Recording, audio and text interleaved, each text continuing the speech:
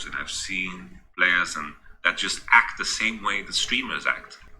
You can have like this Jax player in top. He's hardstock Diamond 4, but he's talking in a way where he's like, "Oh, my team is griefing me. These guys are so cringe. What the fuck?" They are just mimicking the behaviors of streamers, and a lot of streamers tend to be quite negative. And it's not necessarily that they write in-game, but even what they say matters.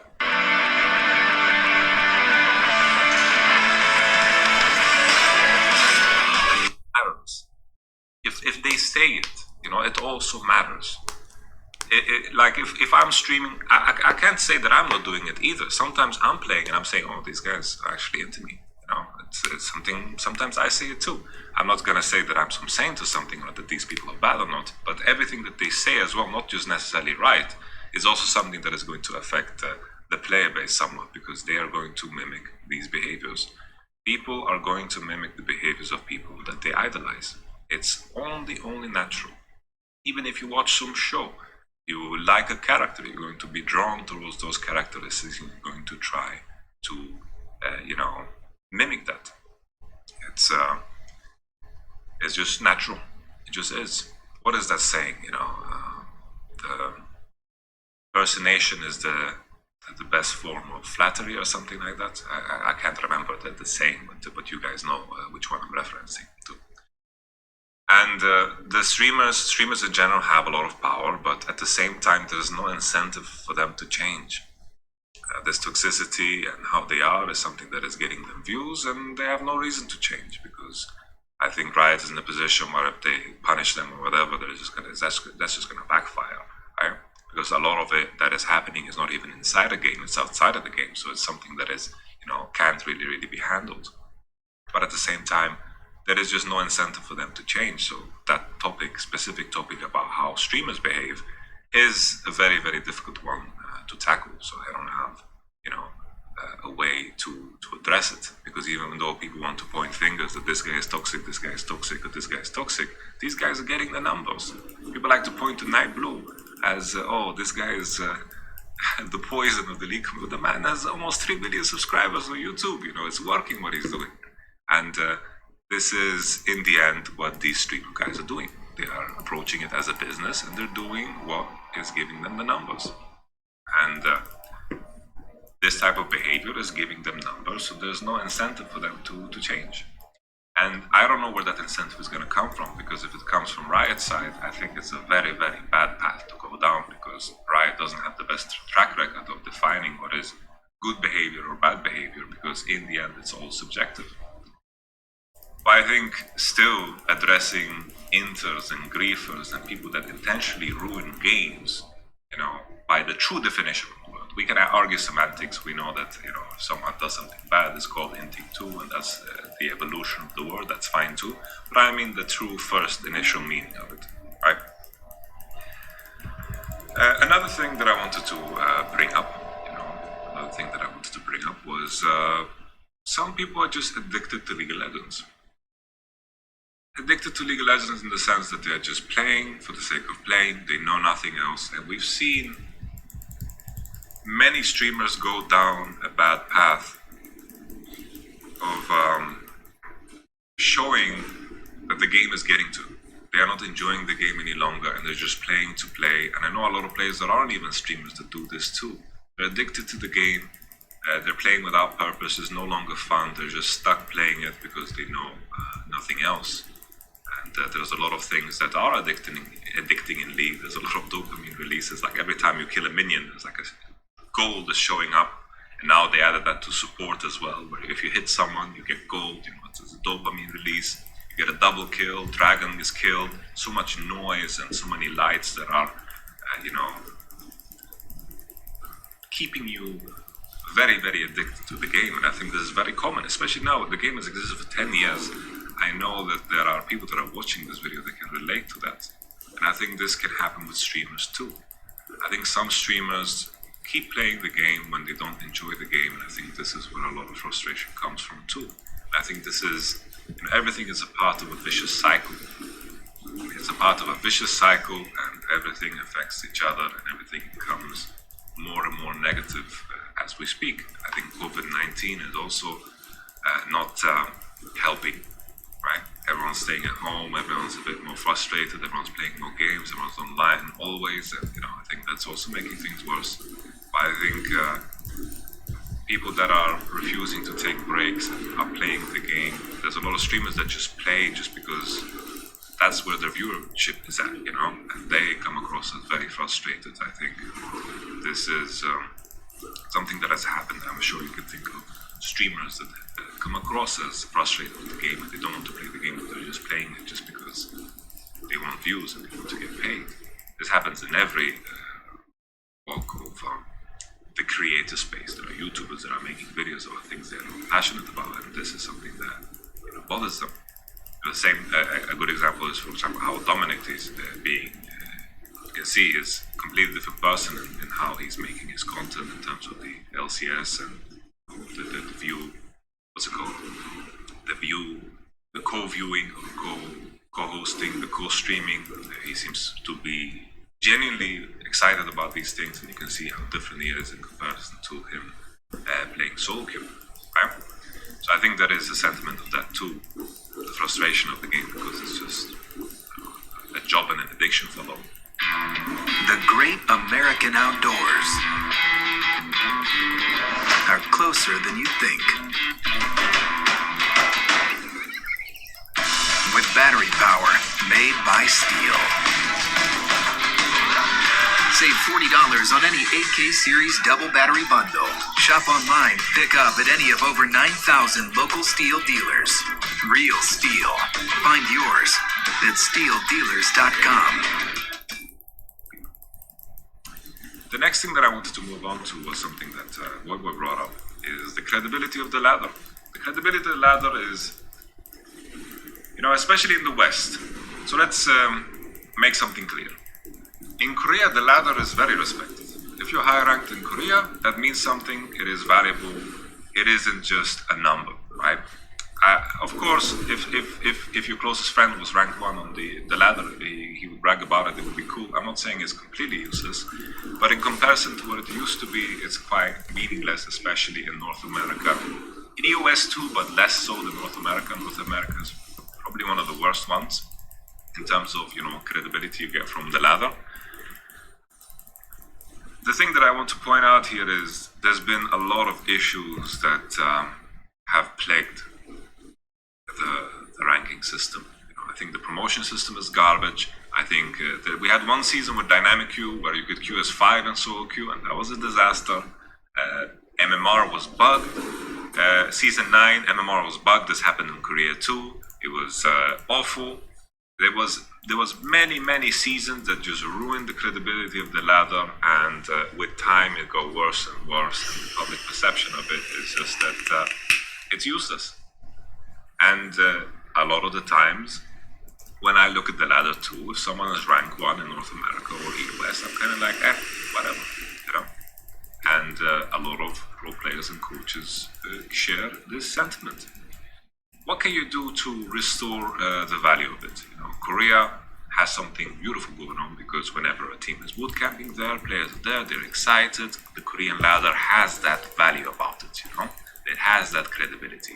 Even in Season 9, it was quite bad. Season 10 seems alright still. If someone disagrees, you can point that out in the ladder. I'm not going to say that I have a personal experience because in the end, this is what I hear from pro players, and Korea is still perceived as the best ladder.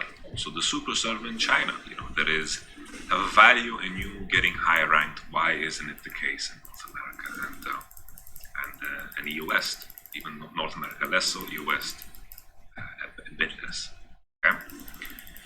I think all the things that I mentioned matter. The history and the streamer culture and the culture within solo queue as well. All of these things matter. Players not being banned for being terrible people within the game. All of these things matter. And I think it's in Riot's best interest to restore the value of the ladder. Let's say there was a solo queue competition. Who gets the highest rank?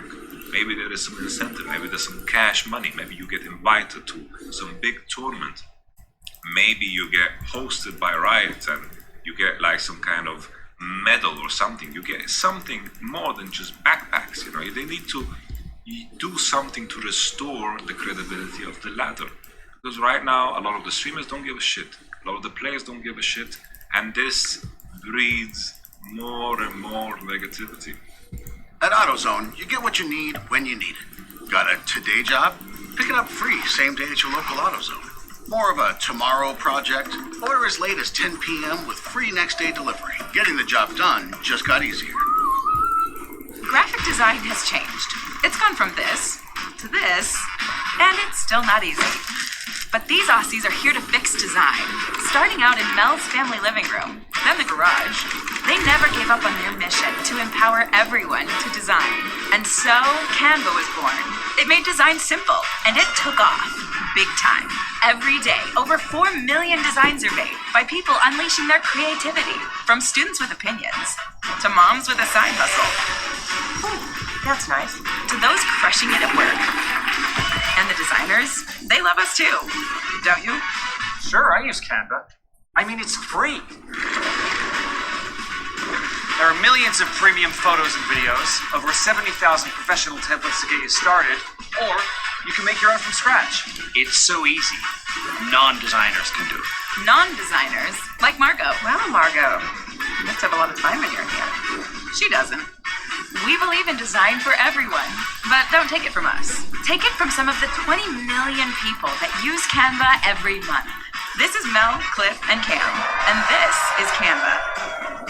Create a free account today at canva.com. There needs to be kind of a stop button. There needs to be a reset button.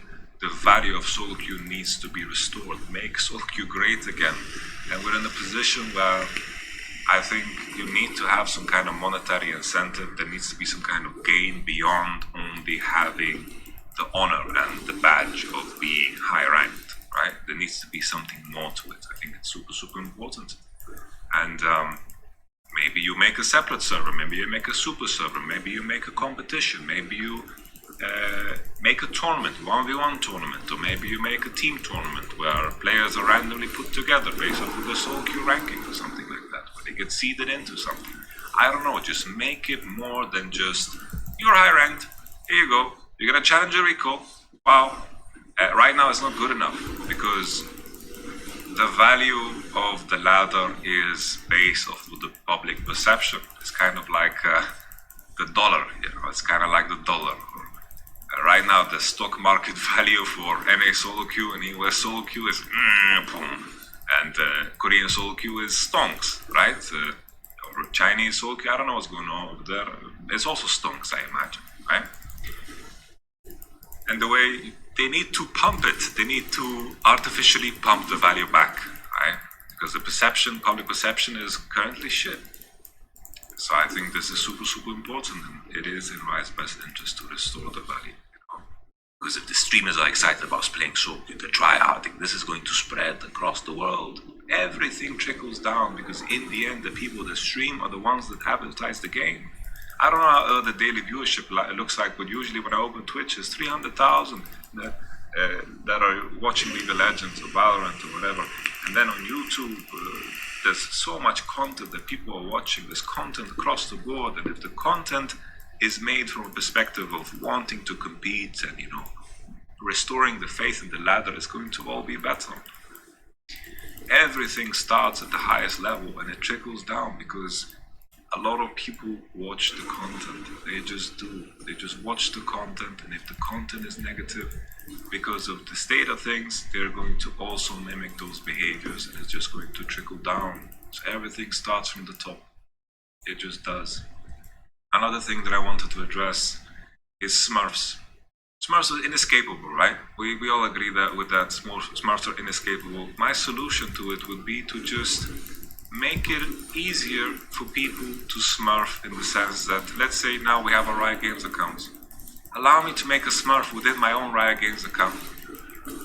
Give me, you know, some incentive to do it. Maybe make it level faster, maybe make it skip the leveling process altogether, maybe give me some XP boosts, just to keep it within the same Riot Games account. And with this, you can make MMR from the main account trickle down. Just give it some kind of incentive for me to create my additional account within the Riot Games account. And then I think a lot of the smurfing problems will be solved. A lot of problems happen because people play in lower ranks against Smurfs. I think this is a problem that you want to avoid, right? People play normal games against Smurfs, like someone is just leveling an account. That's super boring too.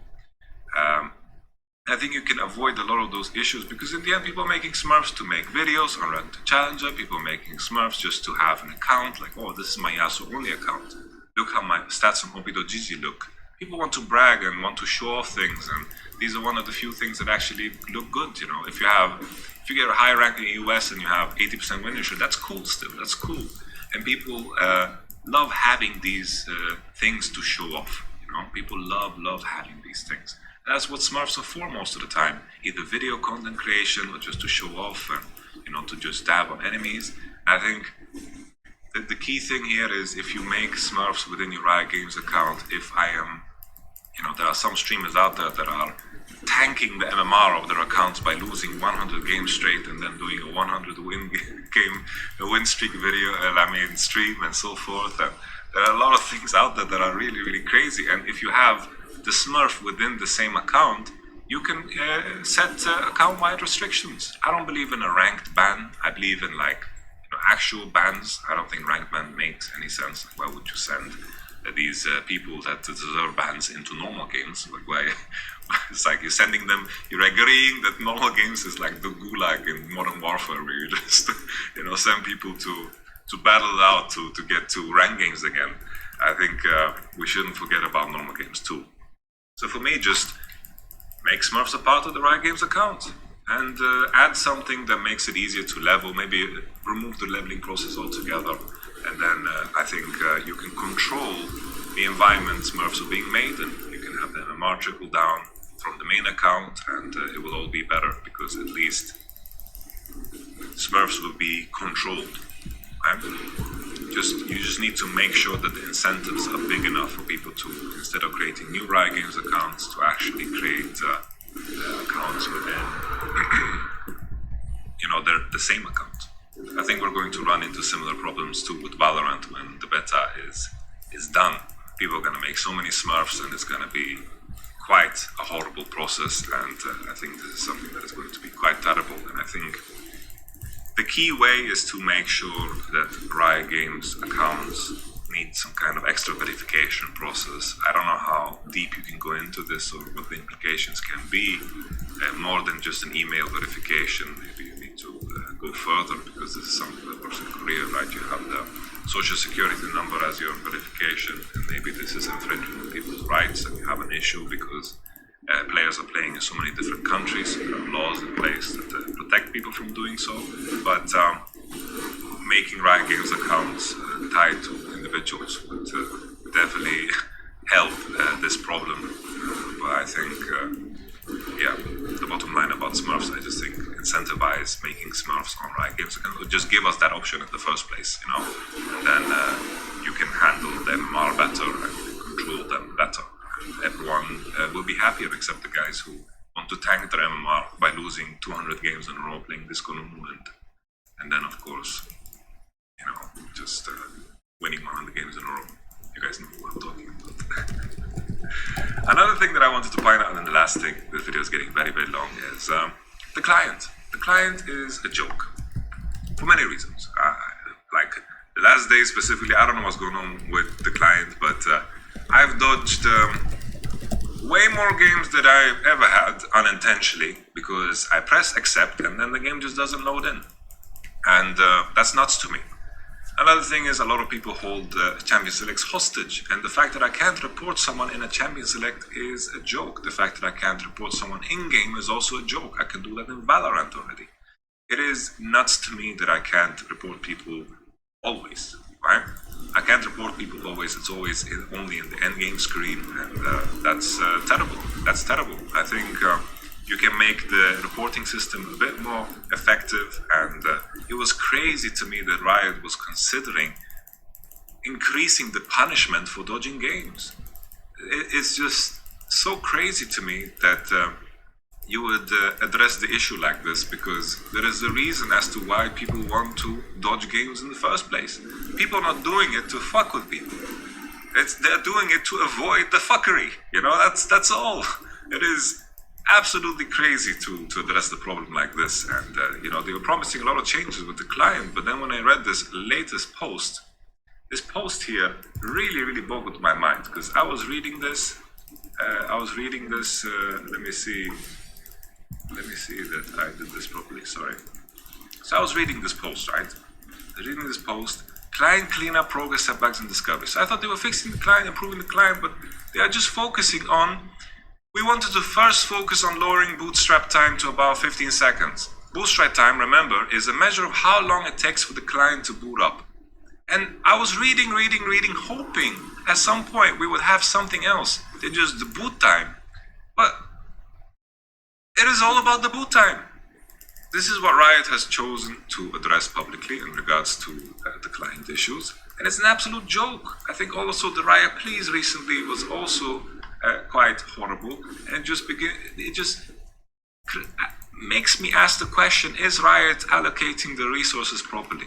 I don't know what's going on the inside of Riot, but on the outside, when we get information like this in regards to the client, who gives a fuck about the client booting 5 seconds faster? I couldn't give 10 fucks about it. I don't know anyone who gives a fuck about it. I wouldn't mind waiting 5 extra seconds. It's okay. I don't know why we're getting a big post about this. I don't know why effort is being put into Eternals. I don't know why a lot of effort is being put into other things, other aspects that seem so useless. Sure, just because they advertised this and made a post about this doesn't mean they're not working on the other things, but we don't know. We don't know what's going on. We don't know what's getting improved. I think the Riot Please was kind of it didn't really tell us anything, the last Riot Pleases that we saw. And I understand now during COVID it's difficult because everyone's working from home and everything is hard to figure out. I get it.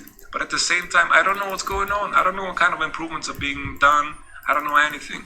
Sure, there was a post too in regards to they are trying to improve matchmaking and so forth. But before I see something concrete, because they're also saying that they're going to improve the client, I'm not going to believe it. I'm just not going to believe it. So it's up to us to make enough noise to make a change happen. This honestly really boggled my mind when I read this. Because sure, it's cool, but this should be the last thing on the priority list, I feel. So it's definitely made my blood boil. Nevertheless, I've been talking now for 30 minutes. I brought up a lot of topics. Maybe I missed something. Maybe you disagree with something. I would love to create a discussion, because in the end, the most important thing is for us to talk about it. We have to talk about it. We have to address things publicly. And to summarize, I think streamers have a lot of power. I think Riot can be much better in terms of banning things. I think they need to recreate incentives in terms of creating credibility for the ladder again, because it just doesn't exist. The value and the stock value of European ladder and North American ladder is just in the floor. And I think they need to artificially inflate it again so people get the perception of it being good again, because it just isn't. Make ladder great again. And if you are addicted to the game, take a break, maybe stop, see if you'll miss it, because the addiction to legalizers is a real thing. It really is a real thing. And if streamers care so much about this, realize that they have a lot of power and they can definitely, combat this. Boy made a video now, made a stance, and I think Boy comes from a good position, because he often, promotes the type of teammate that you would want in a team. And I think it's important for us to realize that what we say as well matters, because a lot of players begin to mimic these words. Hinting, grieving, L9. There are so many L9 fakes, it's disgusting, But at the same time, I understand that the incentive is there for them to not change. But it is up to us to ask our streamers to be better, I guess, or support the ones that do good. Because in the end, people like to complain about Nightblue or Tyler One or wherever. These guys are toxic, but they are getting the numbers. Well, there's no incentive for them to change. And that's just the harsh reality of it. So support the streamers that are being nice. I guess that's what you can do. But in the end, it is all business. I think they are smart for doing what they are doing. You know, it is what it is. It's a business. I don't blame them. Okay, that summarizes the video. Thanks so much for watching. All the best to you, and take care.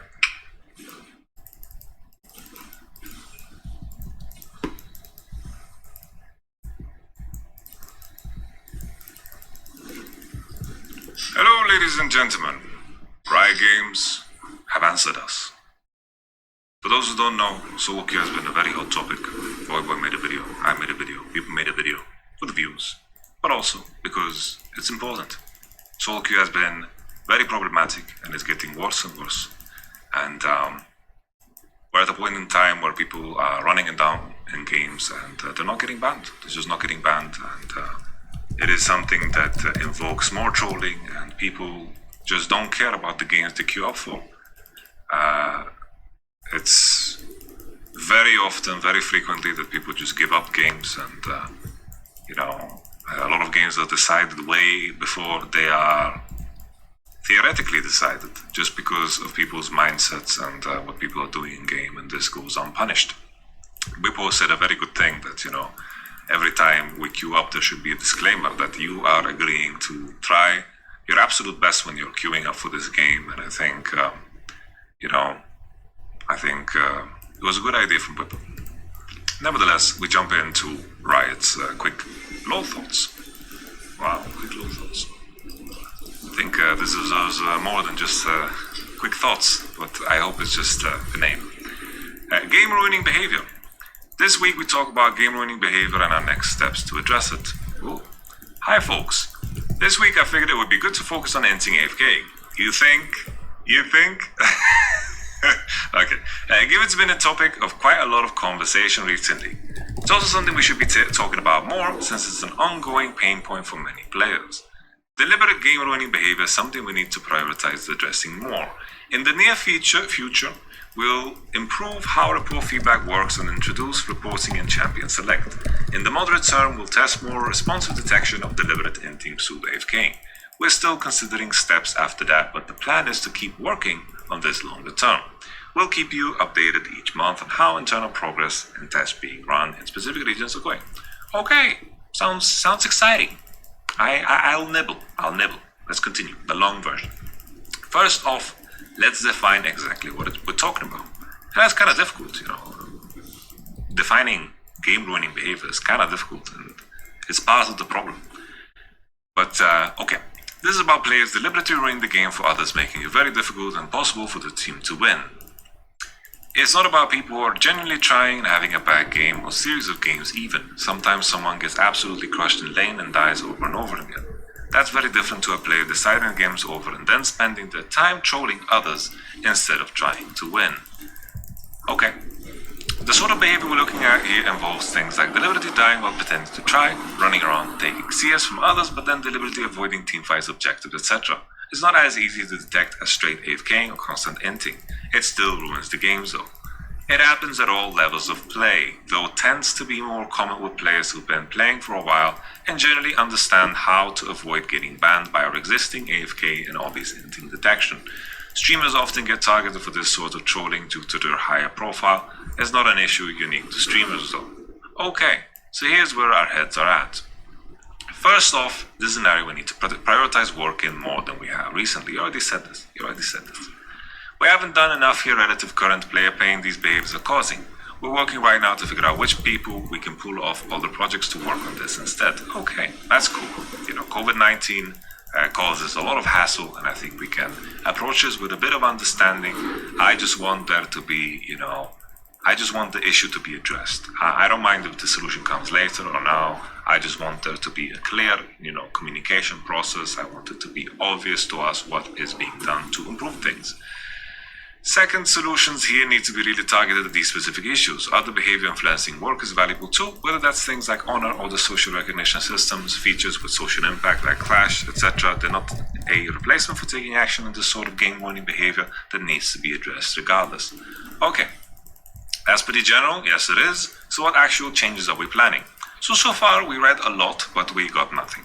So this is where the juice should be. I'm hoping for a reinvigoration in the solo queue ladder. My dream changes would be monitoring high elo solo queue, that disclaimer that Whippo talked about, higher reasons of motivation for the ladder, making it prestigious again through cash prizes or some prizes or some, trip to the Riot Games office where you will get a medal from the president of Riot Games himself or something. Just make it prestigious, make it epic, make an event with the rank 1 player from every region where they play a 1v1 tournament or something, or make a tournament with the top 50. Just make it prestigious somehow, make it exciting to be high rank again in these regions that lack prestige, like North America specifically, right? The North American ladder is just you are playing in hopes to become a streamer, so you troll on streamers' streams because that's the biggest aspiration for you, which is sad, which is very sad.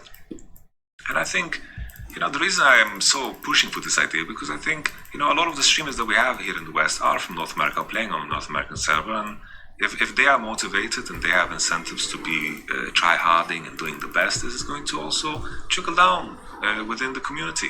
And then I want the monitoring part because, it's just too difficult to detect in an automated way who's trolling and not trolling at the highest level.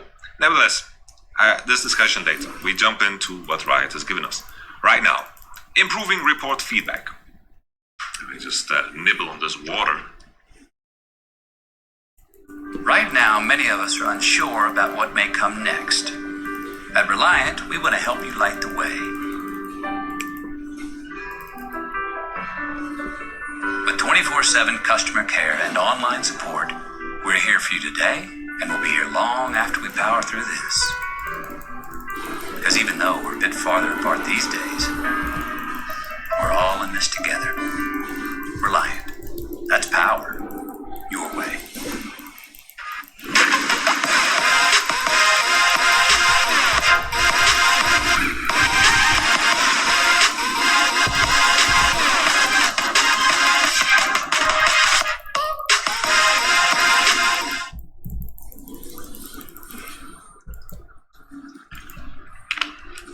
We've just started trialing improvements to how our report and notification systems work. For now, those are live on NA only. If this test goes well, we'll roll them out worldwide in a couple of weeks. Those should result in a significant increase in the number of punishments being surfaced. This is Riot. Riot is telling us that their system actually works, and just because we don't see it working, that's why. I don't know about this. Take everything actually with a grain of salt, because I'm taking everything what Riot says with a grain of salt, because I just don't know what to believe. I don't know how to interpret everything. I'm kind of upset about the Soyka situation, so obviously I am very, very critical of what's given to us here. One component of that is that changes to how punishment notifications are generated. Previously, you'd be only notified that a user you'd reported had been punished if that punishment was triggered immediately after the game you were reporting them and the punishment was for the specific category you reported them in. The actual punishment system, however, looks at players' games over time and aggregates reports from different categories together. As a result, notifications were substantially lower than actual punishments. The revised notification system, by contrast, will notify you if a user was punished regardless of the category of reports, and will do so if the player gets punished after any of the next dozen or so games. Sure, it's a slight improvement, but it doesn't address the issue. It's like you are giving the flawed system more visibility. Okay, it will be nice to see that your reports are actually having some kind of effect. That's cool, but still doesn't address the issue at hand. Let's continue in hopes for things to improve. Short-term Champion Select reporting and muting. Whoa. Disruptive behavior in Champion Select is a problem that players have very few ways to deal with. Well, you wanted to nerf the one way we had to deal with it, which was dodging. Starting around late Q2, we're going to give you the ability to report disruptive players in Champ Select. I've been playing this game for 10 years, and I've been held hostage for these 10 years. I don't understand why it took you so long. Once again, I'm a bit bitter, but I don't understand why it's been taking so long to put this into place. It just feels like it's such an obvious issue that players have complained about since forever. So this is crazy to me. First, these reports will be used to establish a data foundation for champ select behavior. Okay. Then once we've got enough data to identify to identify different types of behavior accurately, we'll deploy a punishment system.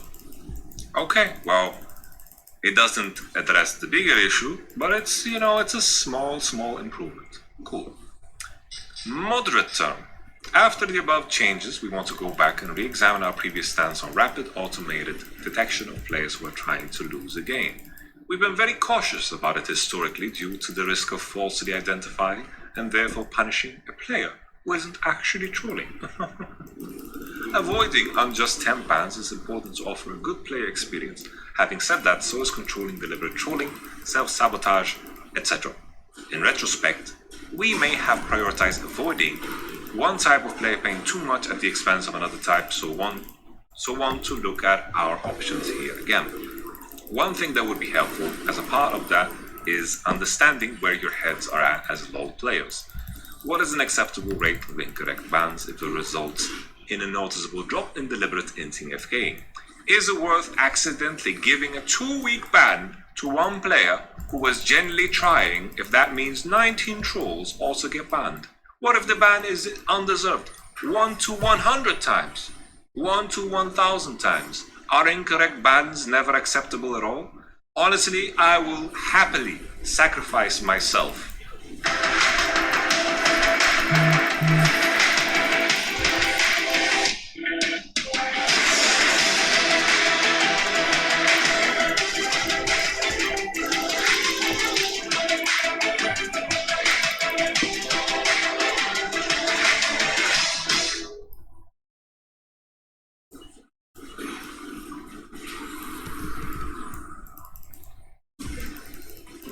Restaurants have always been there for you. A place to celebrate, to take a first date, to grab a meal between soccer practice and piano. And even though tables are empty at the moment, the kitchens are full, prepping everything so it's just right, keeping customers safe, and making the food as delicious as ever. They're still there for you. Now you can be there for them. While the doors may be closed, the kitchens are open for delivery.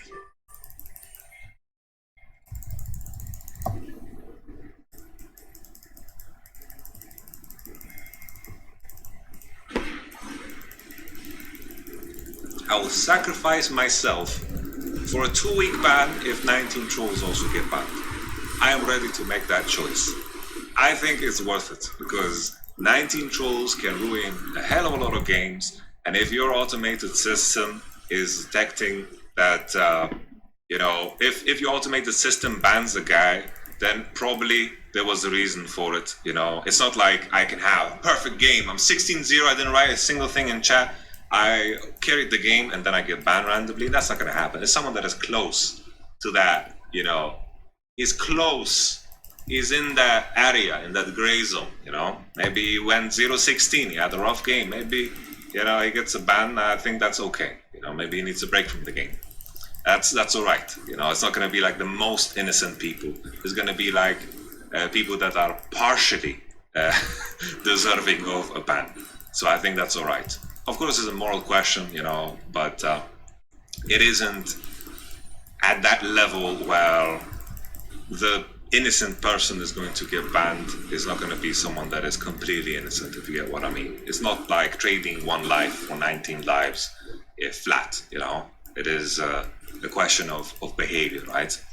So 1 to 100 times, 1 to 1,000, I'm willing to go with the 119. I'm willing to sacrifice myself, but of course it's a moral dilemma and I'm not here to discuss philosophy.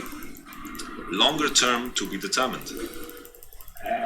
Beyond that, we're still assessing which approaches to investigate next. We plan on doing more work in this space than just what was listed above. Once we've got some of those projects shipped, we'll update you folks on how things are going within a month. I'm going to be honest, this is a nothing burger. This is all right, I don't want to be too negative, that this is happening, cool. report feedback who, you know, I think this is going to help lower ranks a lot, because in order for me to int an iron game, you know, me dying level 1, 2, 3 is not enough. I gotta continue dying because the level there is so trash that it will be so blatantly obvious that I'm running it down that the system will automatically detect it. And then the higher you get, the more difficult it is for an automated system to detect it. In the highest level of play, I can screw over my top laner by ganking and going into the turret, fucking up a dive intentionally, and then the game is over because of that. You know, that can happen. The level of trolling becomes harder and harder for a system to detect the higher we are in ranks. That is the key point why I want high level games to be monitored, because an automated system is going to have a hard time detecting who is trolling and who's not. It is super difficult. In lower ranks, this is great. You know, rapid detection, false positive trade-off. I think depending on rank, you need to kind of, you know, scale the system differently, you know? You have to scale the system differently. But as I mentioned, you know, if I'm in Iron and I want to lose, it'll be more and more obvious than me wanting to lose in Diamond or higher ranks. You know, it's going to be more obvious. And that's why we need high elo games to be monitored. So to me, you know, this is not enough. I still want some tournaments, some competitions in place in order to restore, you know, the perceived value of some of the regions that are terrible.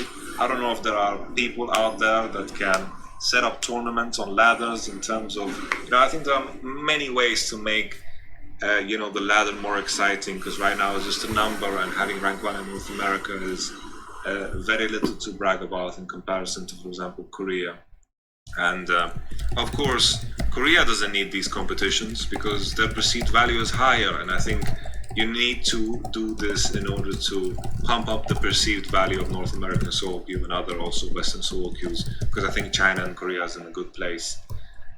Still, this is not going to address the high elo problem. These were fine changes, but still, I think high elo solo queue is going to be quite terrible still, especially in North America. It needs to be monitored. I like Whipple's idea, making sure that everyone understands the commitment they're making when they queue up for a game. I think that's super cool too.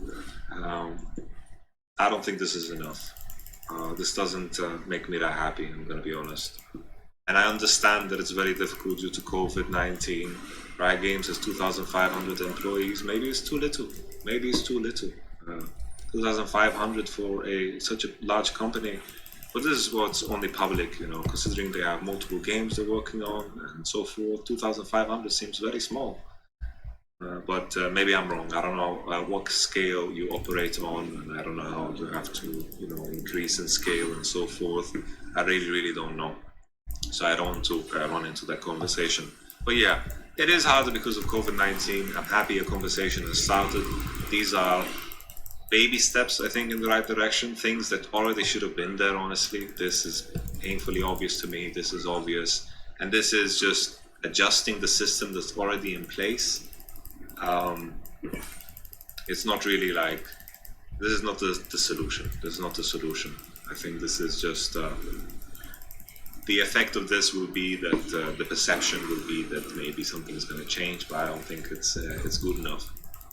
I don't think it's good enough. I want the changes that I mentioned.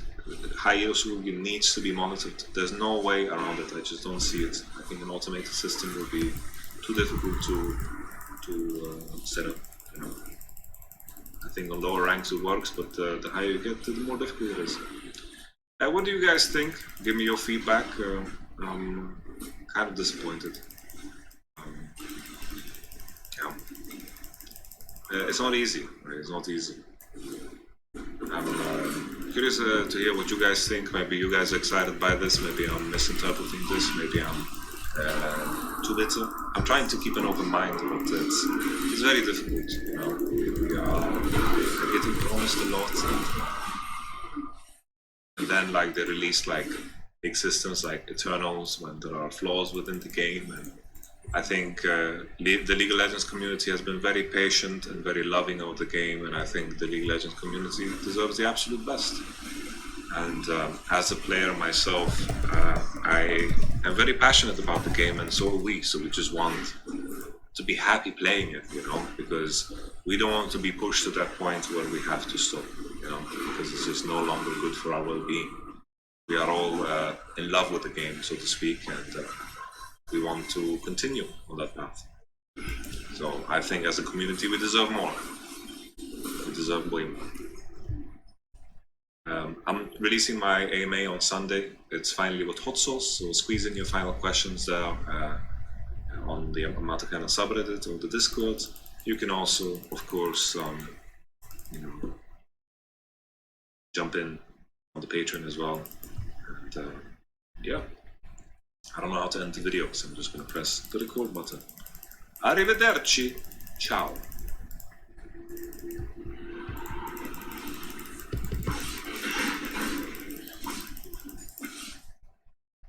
Hello, ladies and gentlemen. It's time for AMA number 20. The year is 2020. The AMA is 20. Everything is kind of 20 except my age. I'm 24. Too many people ask. I'm not 19. Nevertheless, if you have any questions, ask them in the Arimaraka subreddit or the Discord or the Patreon. Let's jump into it, but before that, the spicy sauce, I got an update to when it arrives. I found this nice package of, I think, 9 different sauces or 7 that gradually become spicier. The last one being some Carolina Reaper business, so forth. So it will be a good fun. So just stay with me. Stay with me. Don't unsubscribe yet. First question. Yamato Cannon asks, who would win MSI between T1, C9, JDG, and G2? So, I put the question in myself because I need a quick clickbait title, you know? I think G2 would be my favorite coming into it. I know that G2, you know, faced a Fnatic, and this Fnatic was so unprepared, so it's hard to judge. But I think this G2 has improved a lot since last year. I think they play better as a team. They have improved their early game massively, and I think they are much more cohesive than they've ever been. And I think Caps has very, very high highs on the AD carry position. And I think, you know, in consideration to the swap, I don't know if Perks would be as good of an AD carry as he was last year, because he mastered really Zaya, Kaiser, and a lot of the APs. Perks, to me, was one of the best players at the World Championship by far. You guys saw my tier list. I put him, I think, second. Perks was super up there. And I think, you know, coming into this split, for a lot of AD carries, there was a lot of adaptation that needed to be done, and Caps grew into the role. And I think a lot of bad moments stood out to us, but those are, you know, moments that he had on mid lane too. But it was just easier for G2 to cover those up. And I think, you know, the games that stood up was the series against the Mad Lions, where he just died clearing mid-wave over and over.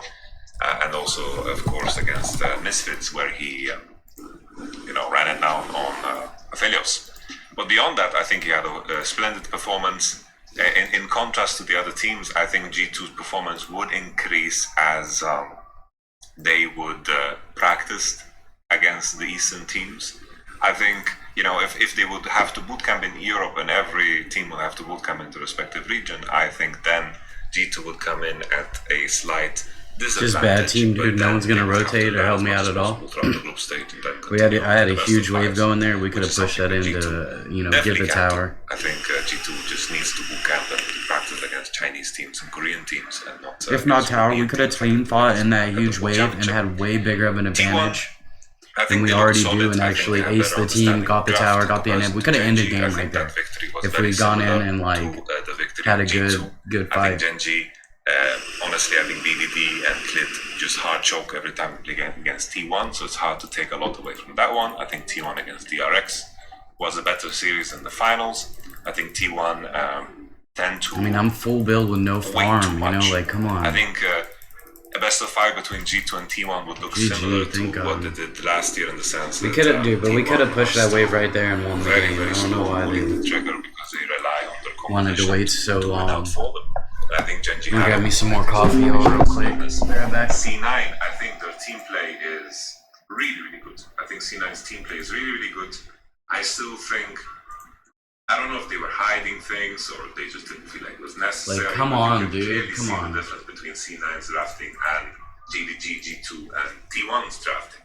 And the meta assessment Come on, I that's think so the much GDG, G2, and T1 has kind of a theme that they're kind of looking for picks that balance and bridge them to that point in time where they are going to outscale the enemy.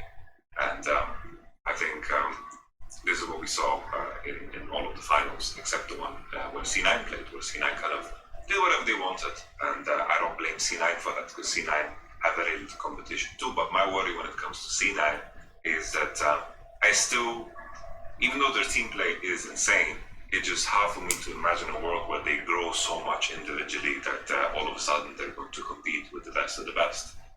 Licorice struggled against some of the better top laners. Niski struggled against some of the better mid laners. And Sven and Vulcan are looking strong, but still, who knows? The same for the jungle position. It's just individually, it's hard for me to imagine where they match up against, the best of the best. But this is something that, maybe C9 have the same issue as G2. They just have bad practice. But team-wise, I think C9 play super, super well together. But I would rate them 4th out of the top 4 teams out of the major regions. And this is how I conclude them. I don't have any information on the smaller regions, so forgive me. But I would put G2 as the favorite because I think they are the most well-rounded team. GDG, I think Yagao has champion pool issues. I think Lumao is super, super good. I think Lumao is really good. Zoom is really, really insane. I think Kanavi didn't have the best finals, honestly. I think in regular season he was absolutely crazy, and Zoom and Kanavi are definitely one of the best players in their own position. I just not a believer in Yagao. I think Loken is also really good. Yagao would be a problem for me. I think he was a problem in the series against Top Esports, and there was a world where Top Esports actually wins that series. It was very, very close. So G2 would be my favorite. I'm looking forward to that. One guy who hates G2 to comment, G2 bye. I guess I was playing too much Shaco support. Asks, what are your thoughts on FPX switching between Khan and Gingun? At times I thought it worked, while other times it showed flaws. I'm curious what you think, since we've seen both in playoffs now. It's kind of weird because they're trying to shoehorn Khan into a position where, like, when Khan is in the game, they play for Khan. They let him play the very, very lane individual champions, while in reality, Khan historically has been good at playing both ways. I think every time Khan has been subbed in, he has played super, super well. I think Khan using him as a weapon, specifically against the Shy, is something that proved very, very effective, because Khan, to me, still is one of the best top laners in the world. I think last year, I think he was the second best top laner. I think Wunder was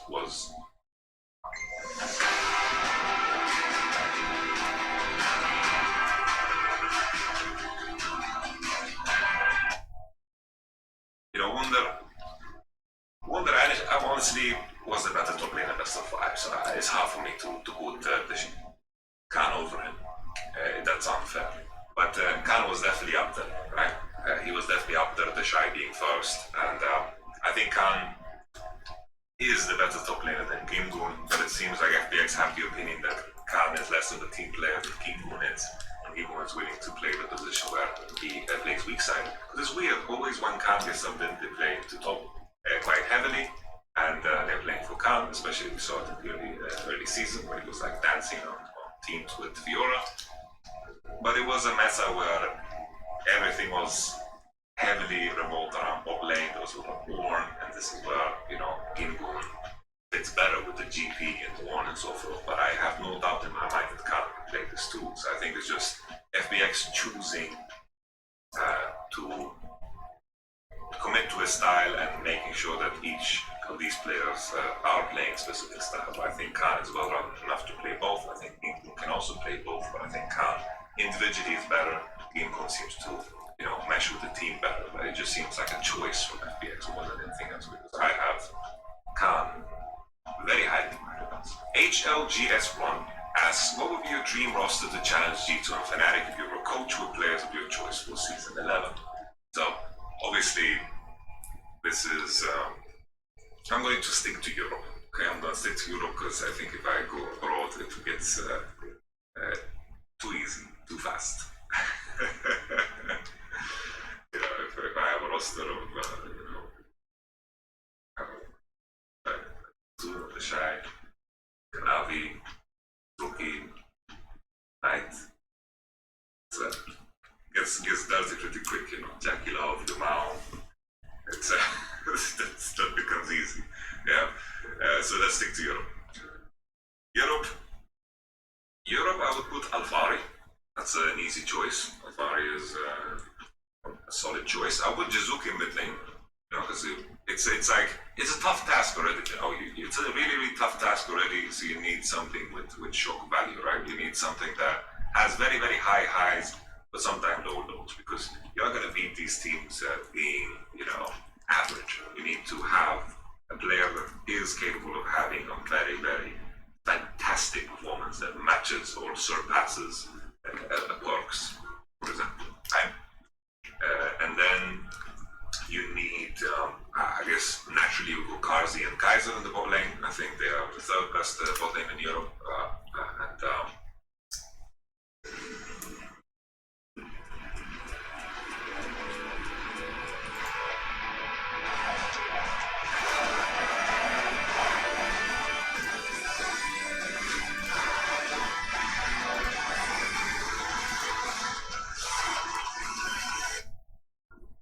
This is the natural choice. I think they progress and become a lot better. And then finally, jungle. I guess jungle would be the most difficult, very, very difficult choice here, because I think Selfmade and Jankos are clearly above the rest.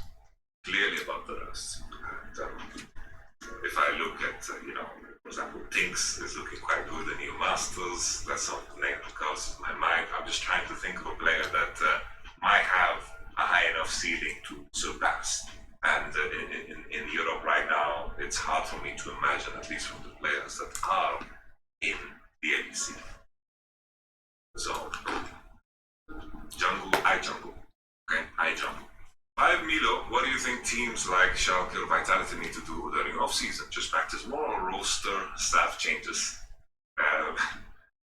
I think Schalke was on a good path, right? They were on a good path. They definitely improved. They seem to play better online than they did offline. They figured out the roster. They were on a good path. Vitality was not on a good path at all, right? They need to figure out their visa issues, and then they need to re-inspire their players. I think they need to commit to a 5 that works instead of swapping support every game. That's just too difficult for a AD carry to follow along with, in my opinion, unless you have like an extra AD carry, you have a bigger bench. The approach definitely needs to change. I don't know what, because we don't know the inside workings, but only a madman, tries the same thing over and over and expects a different result. So you need to make changes, whether it is in the system or it is a dynamic change, meaning changing a player or a coaching staff. Something just needs to be different. I think from outside it's very difficult to point fingers. From inside it always is much easier, but change needs to happen. That's something that I can say for sure. Sintimis asks, hi Amaro, if you could change the seeding qualification requirements in tournament format for votes in any way you wanted to improve it, would you change it? And if so, how would you change it? I just want double elimination. We get robbed of a lot of great potential comeback stories. I think IG versus KT 2018 was the true final that went to 5 games. I would love to see that best of 5 once again. This was, prime Smeb against prime The Shy. It was prime KT. It was just a best of 5 that we got robbed of. When we think back, I'm sure you guys have more examples in mind where there are matchups that could have been if there was a double elimination bracket, and that's just what I want. I want more best of 5s, and I think it suits, especially after quarters. Who's this guy? Who is it? Doesn't matter. He'll kill both of us. Promise me something. Yeah? Don't follow me. Seldom teams that you don't want to be there, you know, especially coming into next year, considering there's going to be 4 LPL teams, 1 in every group. I think chances are they will all go out of groups, and you just know that quarters are going to be absolutely bloody. You know, they're going to be crazy, crazy good. Some European teams, LPL teams, or what's it called? Korean teams, LPL teams, or European teams.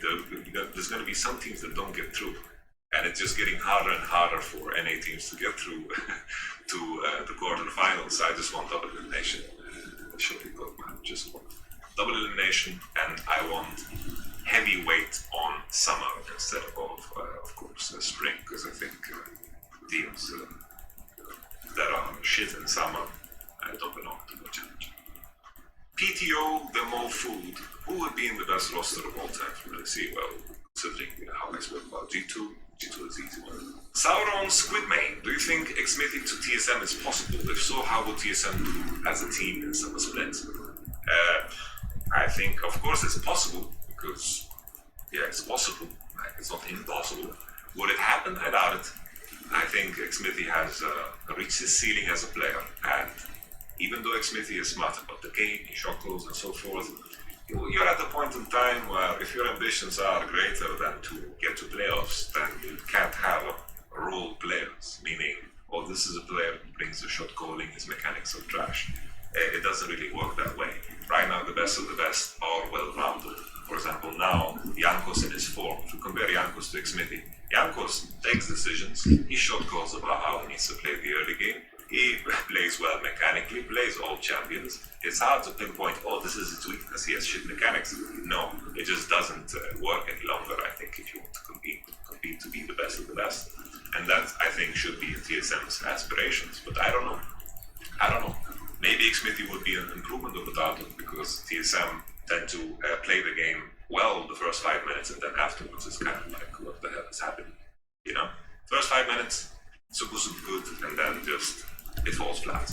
Many times, TSM, the trend was, first 5 minutes was super good, and then they just don't know how to transition the pressure into other lanes and continue snowballing through lanes, because the wave management is not the greatest. So I think TSM, player quality-wise, is good. Now with Double It, Biofrost, and Broken Blade, and Björks and Dardock, I think player-wise they are good, yeah, potential there. Hannigan asks, what are your thoughts on Griffin getting relegated? Kinda wish my ADC would move up and do something. This is a little frustrating. I think Viper, these ADCs aren't fucking trading anything. Very, very big names. I think in general, I don't think anyone's judging Griffin individually by the performance of this year, because everyone knows that the Griffin situation is quite poor. Everyone knows that these are players that have high potential. I think the super player also, Irolf, is also a high potential player. That is an interesting prospect. I think Yukal as well, you know, he has a very specific champion pool that can work sometimes, and I think also he can do a lot better than he did this year. I just think, you know, it's a tough situation. You know, it's a very, very tough situation. They have 2 Horn players, Untara and Sumut. It's also funny, but I, honestly, if you ask my thoughts, the whole situation with CB Max, I'm kind of happy that Griffin is out. This decreases the chances of getting into the Korean franchise system as well, so honestly.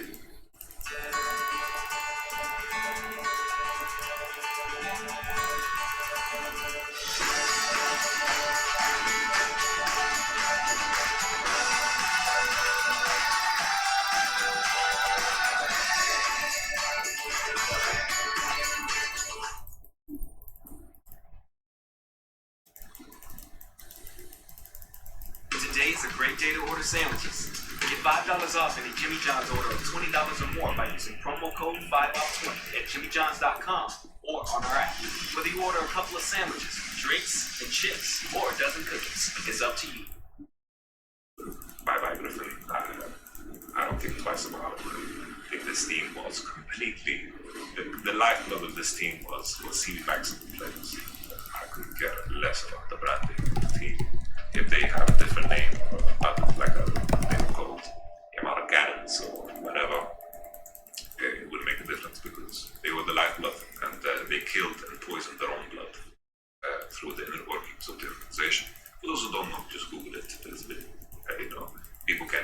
through that thing way better than I can.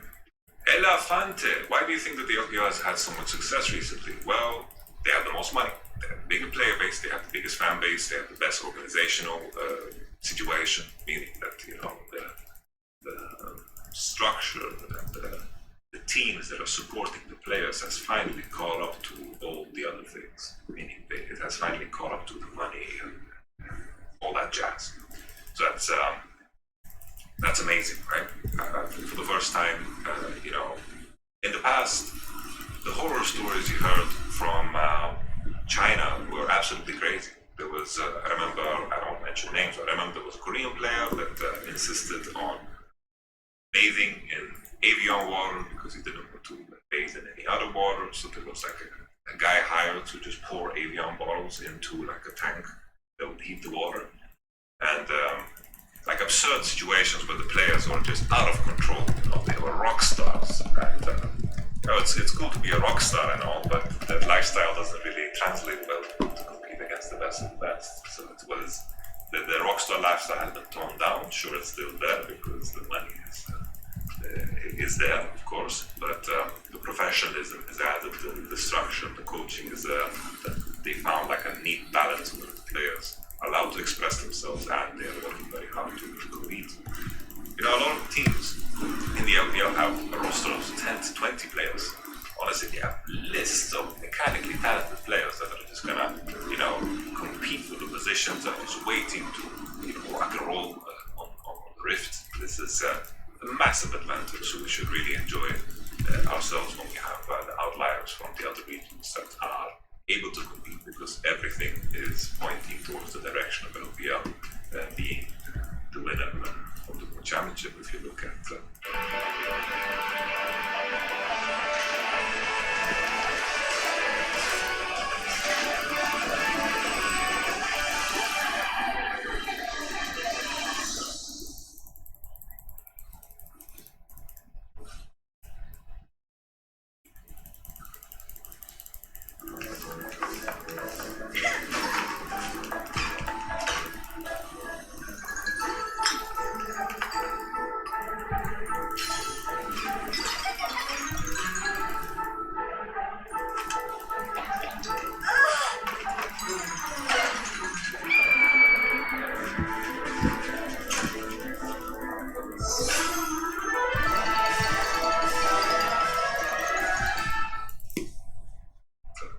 logistics of things.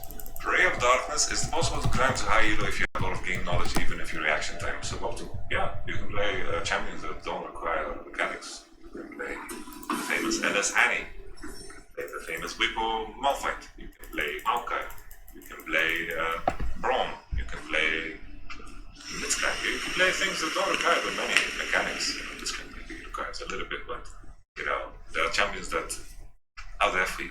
Out of the past two World Finals, which trio was more of a shocker, 2018 and 2019? I think 2019 was definitely closer than 2018. I think 2018, honestly, IG showed a whole nother level. And, it was very obvious to me that the IG versus KT was the true final back then.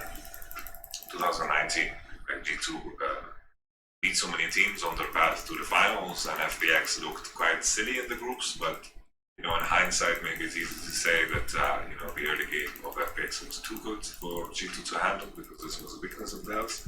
They got away with a lot. But a part of me was hoping that G2 would adapt to FPX the same way they adapted to SKT and the same way they adapted to Damwon, because this is what they actually did. You know, one was playing only Jace against Damwon, and that was perfect because he played the Kayn and Vladimir, and Jace just went to get both, and he could hold his own, and nobody was modified. And against SKT, they just drafted the way where they scaled better than SK Telecom, and no matter what happened in the early game, they would always reach that point in the game. They would be better off. And then against FPX, it's all about managing to be too mid, and the moment they locked in Pyke, I thought it would be like a Pyke top, and they roam in Pyke top, like Pyke, who cares if you gank top with Nautilus, right? Pyke top can just impact mid if you give up top. And I thought this was the plan. I was like, wow, this is crazy. And then the Pyke went mid, I was like, wow, what are they smoking? And then I thought Pyke is going to give up mid and roam top and be ahead of every play because he moves faster than Nautilus. But then they realized that Pyke can't really face anything because Lee and Nautilus can just one-shot him. So it's city. You know, I think everything corrupt. I think that was a shock. All right, ladies and gentlemen, that was it for this AMA. Pay attention to the next one, 21, 21, 21 is going to be the one where we read spicy things, I hope. Fingers crossed. If you have any questions, ask them on the RE American subreddit or, of course, Discord or the Patreon. I wish you all the best. I hope I can share some good with you soon. I'm hoping that the visa people.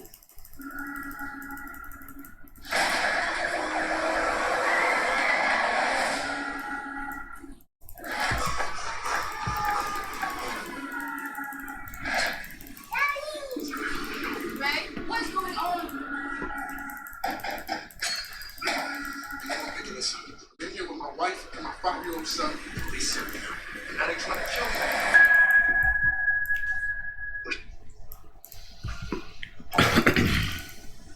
Ciao.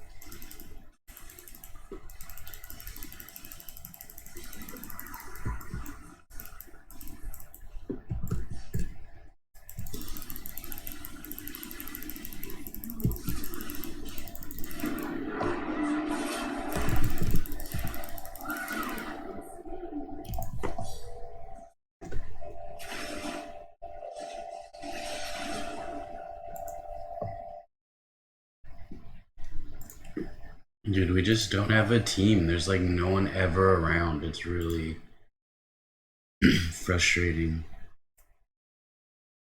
to say the least. Everybody, dude. Come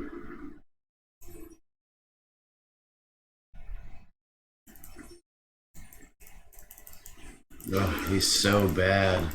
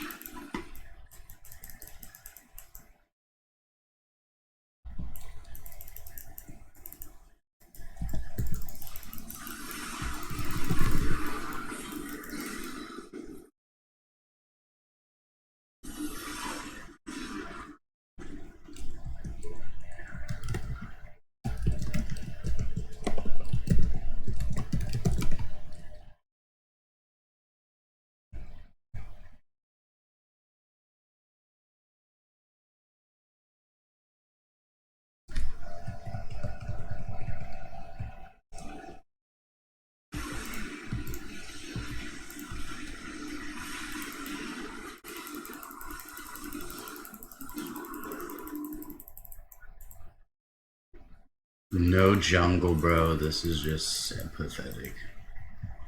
Our jungle, our mid, and our top are literally just getting shit on. That's so stupid.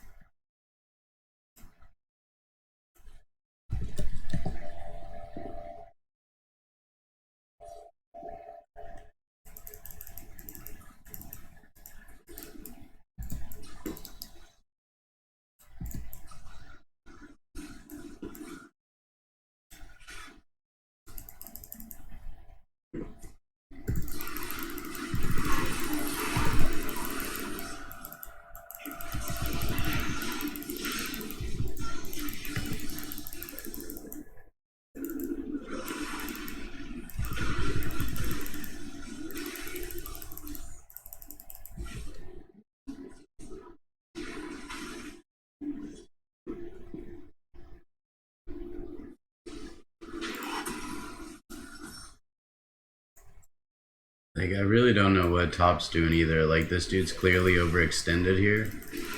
We should be capitalizing on this, but we're not. I'm not sure what's going on there.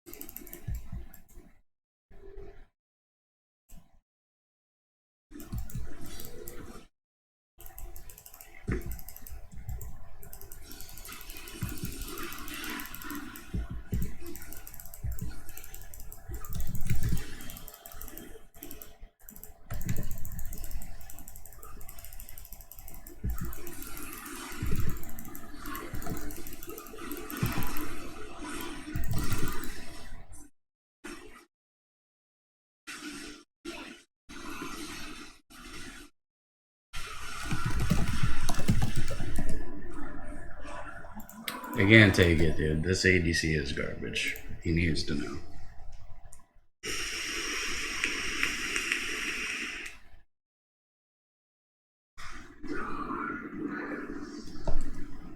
Like, I was legit, like, lining up kills where he just had to AA, like, once, do the reset with his Q, and then he'd, like, have the kill right in lane. And he was just letting them walk away and harass us all game, so I've had to keep up with Xerath, and I'm fucking so behind. It just sucks. Because he gets way more poke out. His fucking Q starts off on, like, a 3-second, like, I think it's, like, 6 seconds, and then gets all the way down to, like, 2 seconds or some shit. It's crazy. It's stupid. I just need to get close enough to ult him. That would be fantastic, but I don't think I'm going to get the opportunity to do that.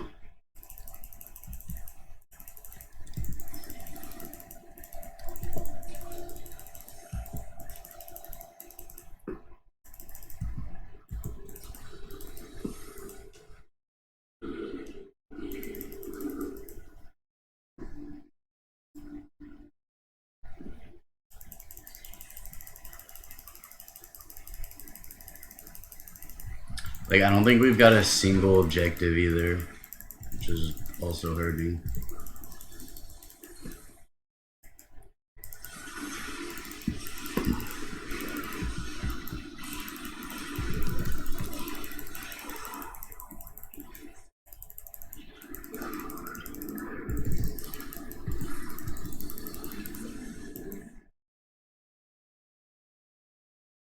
Where's the ribbon at?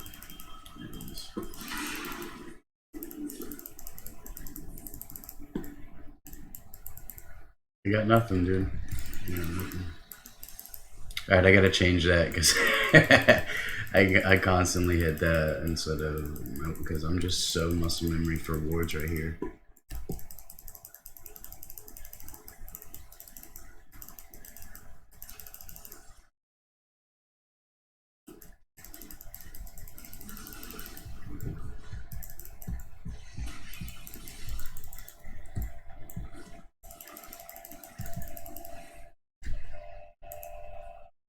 Everyone's gonna come back down, so yeah.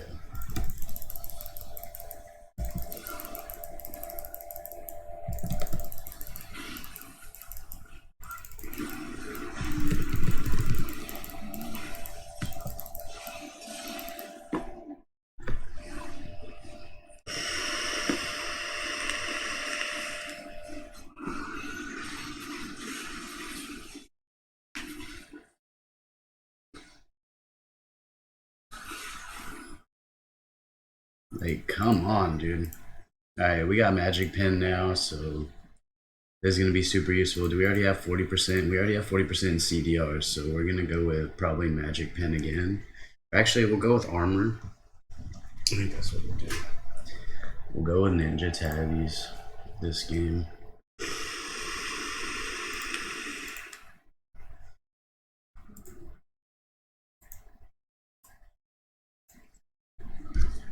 Does it not take just like a little bit less damage from their ADC fucking heavy or AD heavy build? I don't know.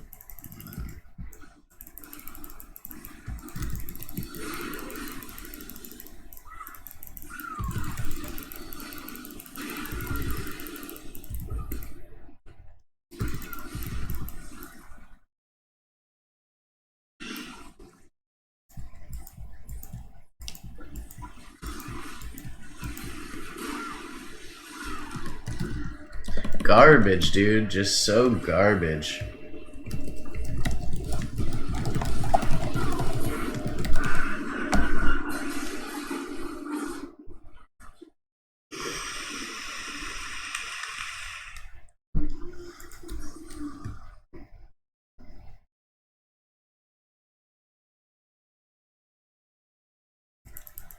I probably have more damage done than this dude. My AD, with my own ADC, man, that shit kills me.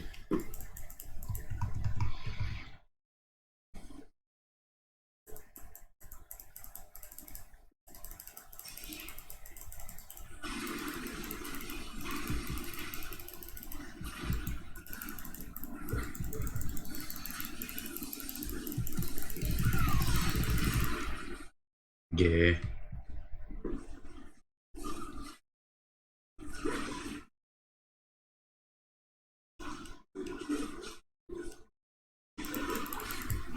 Yeah, I think we're gonna report we're probably gonna report these 3 players, to be honest. Cause that's pretty intive, dude. Like, he just always goes in, just deep as fuck. Can't follow up. He's not actually like picking players off, right? Like, he's just like going in and just really just kind of costing us the game. And then Karthus, of course, I don't know what the fuck Karthus thinks he's doing. Karthus doesn't care if he dies because he thinks that his death ability apparently outweighs him dying over and over and over again, which is really unfortunate because it doesn't.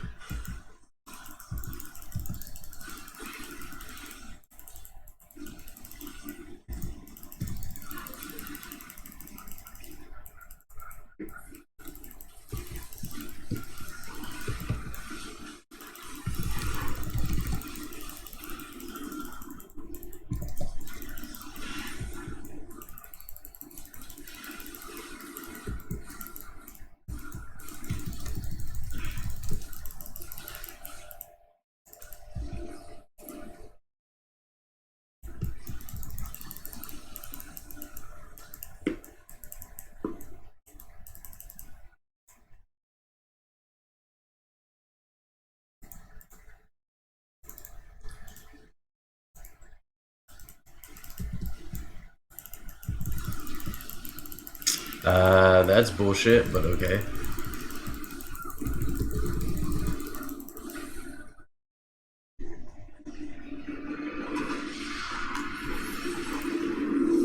don't know how you just run out of a stun that you fucking teleport into, but well, alright, Riot, alright. Dude, I gotta report it. That is just too brutal, man. Like, you legit throwing the game at this point. Like, look at these deaths, dude. Like, you're just, this is inting, bro. This is 100% inting. Like, if he went in and trade 1-for-1 every time, like, maybe. But, dude, this is legit inting right here. I just, you can't go in and fucking... At least split push, man. He could have at least split pushed. Freaking... Karthus needed a group. As soon as he lost top, he should have just grouped and went and wave cleared. Like, I really don't understand how Karthus lost, because he should have the better wave clear. So he shouldn't have been able to be pushing a tower so, like, freely. He's got the range on her. If he dies, he's got that bonus, you know, like, he can still throw out his slow. He can still use all of his abilities while he's dead. And they have no cooldown and or reduced cooldown or something, and fucking no mana cost. So I really don't know how he just got pushed in so hard over and over again. He literally could have just bought tank items, a little bit of AP, and been just fine, you know, and like scaled for the later game with the AP. But okay, whatever. We really should have won that game. Yeah, I want to see what we were facing. I just want to like. This is just ridiculous, dude. This dude just not going in, not taking advantage of his early game prowess, right? His fucking just OP-ness in the early game. This dude, I don't know what the fuck this dude was doing. I think I had more items than this dude. I want to see stats too. Let's look at stats. 16,000. Oh, I guess I did the least damage in the group this time. Which is super surprising. I'm fucking shocked. It's not just off of damage, just how much you die too, dude. You can't just keep going in and freaking non-stop dying. It's just not gonna work, man. More gold than top lane. What the fuck, dude? I can't believe top lane even did damage. He was just never anywhere. I don't know. That's just ridiculous. Alright, y'all. I appreciate y'all checking out the stream. I don't know what to call that. That was some fucking clown fiesta shit. I don't know if they're just inting or what, dude. It was just like the way they would take fights just didn't make sense. It was like... Alright. Yeah, dude. I'm gonna take a break for a bit. Y'all have a good one.